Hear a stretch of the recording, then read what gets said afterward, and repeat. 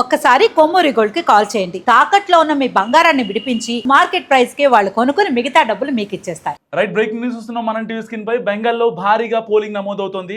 So ఇప్పటికే మొదటి విడతల కింద 152 స్థానాల్లో పోలింగ్ పూర్తయింది.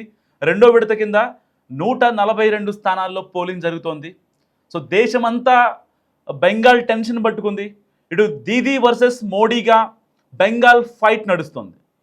సో మరి బాగా పెరిగిన ఓటింగ్ శాతం మరి బీజేపీకి ఫేవర్గా ఉంటుందా, ఇటు తృణమూల్ కాంగ్రెస్కి ఫేవర్గా ఉంటుందా? సో మాట్లాడదాం.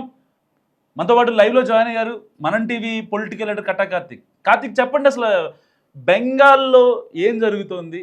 ఈ భారీగా పెరుగుతున్నట్టు పోలింగ్ ఎవరికి మద్దతుగా ఉంటుందంటారు? దేశవ్యాప్తంగా 5 రాష్ట్రాల్లో ఎన్నికలు జరుగుతున్నప్పటికీ అందరి చూపు బెంగాల్ మీదే ఉంది. కారణం ఏంటంటే జరుగుతున్న 5 రాష్ట్రాల్లో బెంగాల్ పెద్ద రాష్ట్రం కావటం, బెంగాల్లో మమతా వర్సెస్ మోడీ అంటే బీజేపీ వర్సెస్ తృణమూల్ కాంగ్రెస్ మధ్య టగ్గా ఫోరు నడుస్తుండటంతో ఈసారైనా బీజేపీ బెంగాల్లో గెలవగలిగిద్దా లేదా అన్న దాని మీద అందరిలోనూ దృష్టి. దేశవ్యాప్తంగా కూడా ఇలా బీజేపీ బెంగాల్ని గెలిపించుకుంటుందా లేదా అంటే తృణమూల్ కాంగ్రెస్ని ఓడించడం అనేది అంత చిన్న విషయం కాదు. 2011లో కమ్యూనిస్టులు దశాబ్దాల తరబడి అధికారంలో ఉన్న కమ్యూనిస్టులను ఓడించి మమత ముఖ్యమంత్రి అయ్యారు బెంగాల్లో.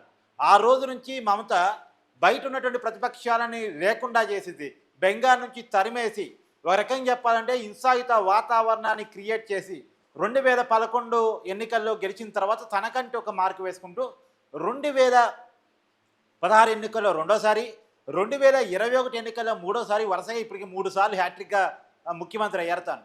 అయితే 2021 ఎన్నికల్లో మాత్రం బీజేపీ నుంచి చాలా టైట్ ఫైట్ ఎదుర్కొన్నారు. కేవలం 10% ఓట్ బ్యాంకుతో మమత గట్టెక్కారని చెప్పాలి. ఇంకా నిజానికి మమత గెలవగలిగారు, ముఖ్యమంత్రి కాగలిగారు, కానీ ఎమ్మెల్యేగా ఓడిపోయారు. ఆమె పొలిటికల్ కెరియర్లో అదొక చేదు వార్తగా చూడాలి. ఆమె ఎమ్మెల్యేగా 2021 ఎన్నికల్లో ఓడిపోయారు. తర్వాత ఉప ఎన్నికల్లో పోటీ చేసి ఎమ్మెల్యేగా గెలిచి అప్పటికే ముఖ్యమంత్రి బాధ్యతలు తీసుకున్నారు. కానీ అంటే ఆమె పోయినసారి కూడా చాలా టైట్ ఫైట్ ఎదుర్కొన్నారు బీజేపీ తోటి. మరి ఈసారి బీజేపీ పోయినసారి ఏమో 3 స్థానాల నుంచి అంటే 2021 కంటే ముందు బీజేపీకి కేవలం 3 స్థానాలు ఉండేవి అసెంబ్లీలో, కానీ అవి 77 స్థానాలకి బీజేపీ పెరిగింది. మొత్తం 294 స్థానాలు బెంగాల్లో ఉంటే 200కు పైగా అసెంబ్లీ స్థానాలను తృణమూల్ కాంగ్రెస్ సాధించగలిగింది. అంతవరకు మనం 2021 ఎన్నికల్లో ఒప్పుకోవాలి. 77 స్థానాలని బీజేపీ సాధించగలిగింది. బీజేపీ కూడా ఒక పెద్ద సక్సెస్. ఎందుకంటే 3 స్థానాల నుంచి 77 స్థానాలకు ఎగబాగింది. అంటే 74 స్థానాలను అదనంగా గెలిచింది. ఆ 74 స్థానాలు ఈసారి మరో రెట్టింపు అవుతాయా అంటే నిజానికి ఖచ్చితంగా అవుతాయని అమిత్ షా చెప్తున్నారు. బెంగాల్ ఎన్నికలు మొత్తం కూడా అమిత్ షానే చూశారు. నిజానికి ఎక్కడా లేని విధంగా బెంగాల్ మీద విపరీతమైన ఫోకస్ పెట్టారు. ఒక రకంగా చెప్పాలంటే ఎలక్షన్ కమిషన్ ఎప్పుడైతే ఎన్నికల కోడ్ తీసుకొచ్చిందో ఆ రోజే బెంగాల్ డీజీపీని మార్చారు, కోల్కతా సిపిని మార్చారు, తర్వాత సిఎస్ చీఫ్ సెక్రటరీని మార్చారు, గవర్నర్ని కొత్త వాళ్ళని పెట్టారు. మొత్తంగా తమిళనాడు నుంచి తీసిపోయి బెంగాల్లో గవర్నర్ని పెట్టారు. అంటే ఎన్ని రకాల ప్రయత్నాలు చేయాలో అన్ని రకాల ప్రయత్నాలు బెంగాల్లో చేశారు. 86 లక్షల ఓటర్లు సరిపేరుతో తొలగించడం జరిగింది. సరిపేరుతోటి ఇవన్నీ కూడా తృణమూల్ కాంగ్రెస్ దొంగోట్లు అనేది బీజేపీ యొక్క ఆరోపణ. అయితే అంటే తృణమూల్ కాంగ్రెస్ ఊపిరి ఆడనివ్వలే. ఇంకో పక్క తృణమూల్ కాంగ్రెస్ స్ట్రాటజీ టీమ్గా ఉన్నటువంటి ఐపాక్ మీద ఈడీ రైట్స్ జరిగాయి. ఐపాక్ టీం సభ్యులందరూ ఈడీ ఆధీనంలో ఉన్నారు. వాళ్ళు తృణమూల్ కాంగ్రెస్కి టచ్ లేకుండా అయిపోయింది. మమతా బెనర్జీని ఒంటరి చేశారు, మమతా బెనర్జీకి ఫండింగ్ ఆఫ్ చేశారు. ఎన్నికల్లో కూడా బీజేపీ మామూలుగా ఉచిత పథకాలకు బీజేపీ వ్యతిరేకం, కానీ బెంగాల్లో ఉచిత పథక హామీలు కూడా గట్టిగా ఇచ్చారు.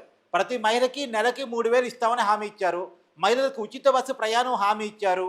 నిరుద్యోగ భృతి కింద యువతకి నిరుద్యోగ భృతి ఇస్తామని హామీ ఇచ్చారు. పెద్ద ఎత్తున ఉద్యోగాలు క్రియేట్ చేస్తామని హామీ ఇచ్చారు. ఎందుకంటే బెంగాల్లో నిరుద్యోగం ఎక్కువ, పేదరికం ఎక్కువ, అసమానతలు ఎక్కువ. వీటన్నిటి మీద బీజేపీ గట్టిగా హామీలు ఇచ్చింది. మిగతా రాష్ట్రాల్లో ఉచిత పథకాలను బీజేపీ వ్యతిరేకిస్తూ ఉంటుంది, కానీ బెంగాల్లో మాత్రం ఎట్టి పరిస్థితుల్లో గెలవాలని చెప్పేసి ఉచిత పథకాలు. నిజానికి బెంగాల్లో ప్రతి మహిళకి 3,000 అనేది చిన్న విషయం కాదు మనోజ్. మన కాడ 3,000 చిన్న అమౌంట్గా నీకు కనపడిద్దాం, కానీ బెంగాల్లో వాళ్ళు ఉన్నటువంటి పేదరికంలో వాళ్ళకున్నటువంటి ఇబ్బందుల్లో 3,000 వాళ్ళకి చాలా పెద్ద అమౌంట్ ఇప్పటికీ. సో హామీలు గట్టిగా ఇచ్చారు. తర్వాత మమతా బెనర్జీని గట్టిగా టైట్ చేశారు. ఐపాక్ని వాళ్ళతో అటాచ్ లేకుండా వాళ్ళ మీద ఈడీ రైట్స్ చేశారు. తర్వాత మమతాకు అనుకూలంగా ఉన్నటువంటి అధికారులందరినీ ప్యాక్ చేసి పడేశారు. కొత్త అధికారులని ముందు పెట్టారు. మమతాకు అనుకూలంగా ఉంటారు అనుకున్నటువంటి ఐఏఎస్ని ఐపీఎస్ని లూప్ లైన్లో పెట్టారు. కేంద్ర వర్గాలు మళ్ళీ బెంగాల్లో హింస ఎక్కువ కాబట్టి కేంద్ర వర్గాలతో ఎన్నికలు పెట్టారు. పైగా ప్రతి 10 ఓటర్లకి ఒక ఇన్ఛార్జిని పెట్టింది బీజేపీ. ప్రతి 10 ఓటర్లకి ఒక ఇన్ఛార్జ్ ఉంటాడు. ఆ 10 ఓటర్లకి పొద్దున్న లేచినప్పటి నుంచి సాయం దాకా మంచి చెడు చూసేదా ఆ కార్యకర్తే. ప్రతి 10 ఓటర్లకి ఒక బీజేపీ కార్యకర్త. ఆ 10 మంది కార్తీక్ గారు మీరు చెప్తున్నట్టుగా ఇప్పుడు బీజేపీ ఇంత టైట్ చేసినప్పటికీ ఇటు సీఎంగా ఉన్నటువంటి మమతా బెనర్జీ ఏర్పాటు చేసిన బహిరంగ సభలు కావచ్చు, చిన్న చిన్న కార్యక్రమాలు కావచ్చు, ఎక్కడైనా సరే ఇసకేస్తే రావాలంత జనం వచ్చారు. సో అంటే ప్రజలు బీజేపీని నమ్ముతున్నారా, ఇక్కడ ఈవిడ మమతా బెనర్జీని నమ్ముతున్నారు అనుకోవచ్చా ఈ పాయింట్లో? అంటే అక్కడ రెండే fight. Trinamool Congress versus BJP కాని ఓటర్స్ అక్కడ మైనార్టీల శాతం చాలా ఎక్కువ, ముస్లిం మైనార్టీలు చాలా ఎక్కువ.